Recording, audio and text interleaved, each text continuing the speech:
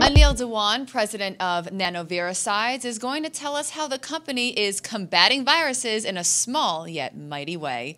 Thanks for joining me, Anil. Thank you very much. Thank you for the invitation. So when I think of nano, I think of small. What are NanoViricides? So nanohericides are exactly that. They are very small micellar particles.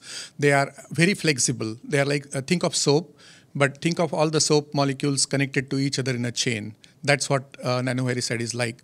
And what we design here is a machine, a full nano machine that can just grab the virus and destroy it. Imagine that in the stream, in the bloodstream, in the lymph nodes. Incredible. What viruses does it target?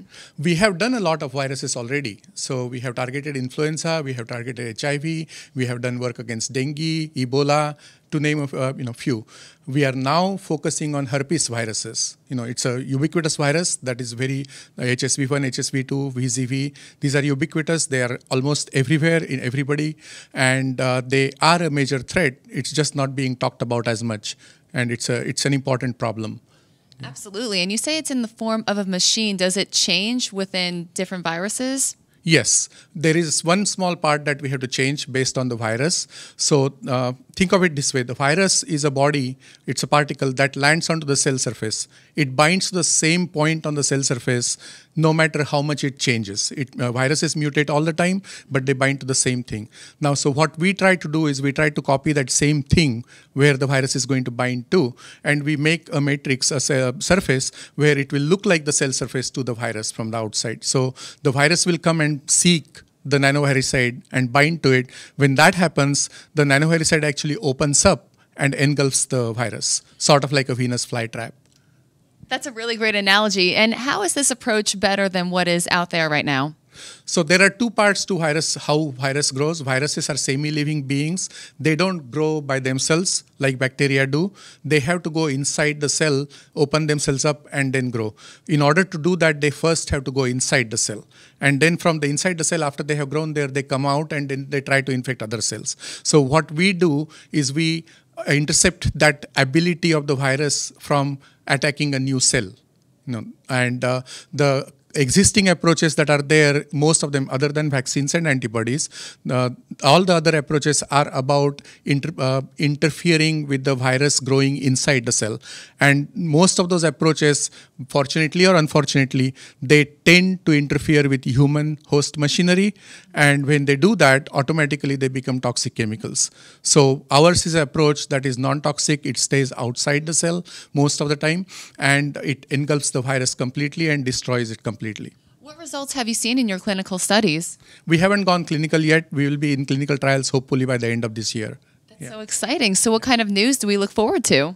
Well, we hope will be great news that we are entering the clinical trials, but we have de-risked the clinical trials already. So what we are doing now is we are working against herpes class of viruses, HSV1, HSV2, and VZV, shingles. So shingles, I think everybody knows it.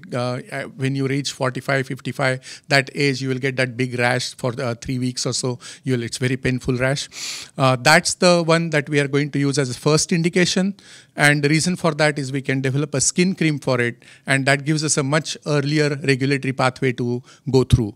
Much quicker regulatory pathway to go through towards clinical trials approval. The other reason we chose shingles is that there is no animal model for shingles.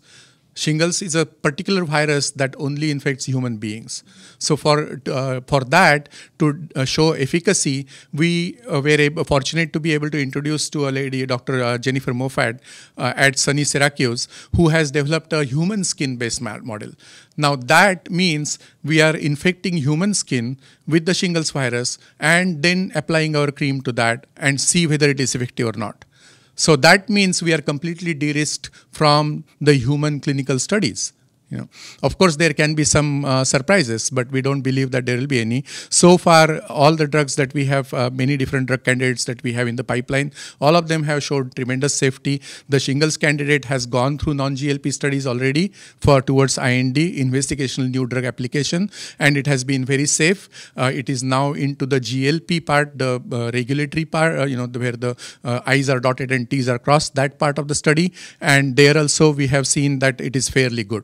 it is non-toxic, completely non-toxic. So from safety point of view, we don't expect any problems. From efficacy, like I said, we have already worked on human skin itself. So we don't expect any problems. That is some really exciting, unique, and interesting news, and it will be very helpful. Good luck and congratulations. Thank you very much.